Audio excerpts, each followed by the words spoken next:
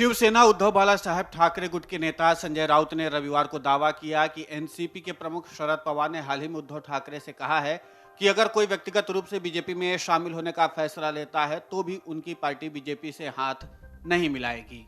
NCP के वरिष्ठ नेता अजित पवार के पार्टी छोड़कर राज्य में सत्तारूढ़ बीजेपी में शामिल होने की अटकलों के बीच पार्टी के मुखपत्र सामना के साप्ताहिक स्तंभ रोक टोक में राउत ने ये टिप्पणी की है।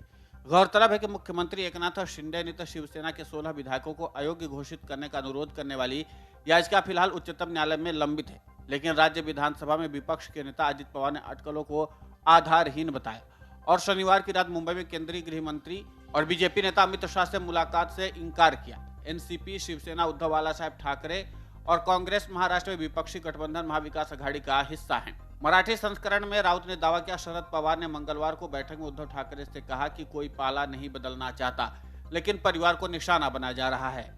अगर कोई साथ छोड़ने का व्यक्तिगत निर्णय लेता है तो ये निजी बात होगी, लेकिन पार्टी के रूप में हम बीजेपी के साथ कभी नहीं जाएंगे। संजय राउत ने लिखा कि वर्तमान राज्य सरकार के खिलाफ महाराष्ट्र की जनता में बहुत ज्यादा गुस्सा है। बीजेपी में शामिल होने वाला कोई भी व्यक्ति राजनीतिक आत्महत्या करेगा। ठाकरे और पवार ऐसा महसूस करते हैं। उन्होंने आगे दावा किया कि ठाकरे के साथ बैठक में पवार ने कहा कि वो पाला बदलने वालों से कहना चाहते हैं कि प्रवर्तन निदेशालय और सीबीआई की फाइलें टेबल से उठकर अलमारियों में चली जाएंगी, लेकिन बंद कभी नहीं होंगी।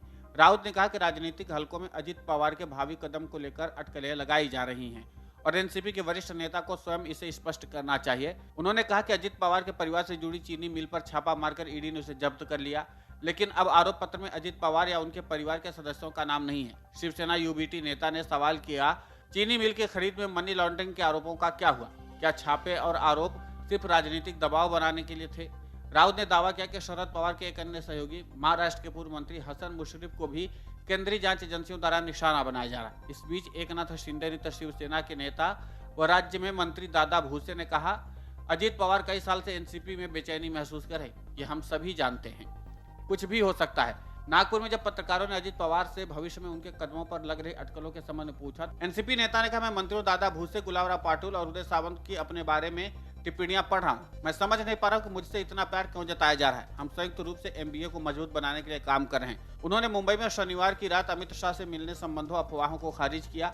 एनसीपी नेता ने कहा, यह बेमतलब की बात है। अब एनसीपी को लेकर के कई तरह की अटकलें लगाई जा रही हैं, लेकिन अटकलों पर अभी तक अजित पवार की तरफ से जो सफाई आई है उससे लोग विश्वास कम कर पा रहे हैं और इन तमाम अटकलों पर तभी विराम लगेगा जब एक एक आरोप का अजित पवार अपनी ओर से सफाई दे।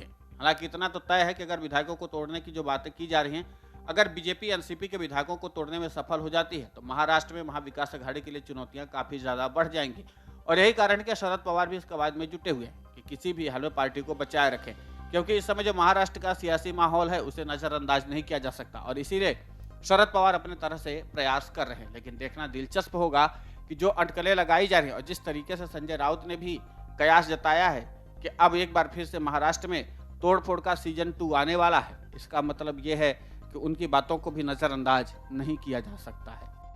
वीडियो डेस्क अमरउजाला.com। मन से उजाला कर चले, मन से उजाला कर चले, एक अमर उजाला।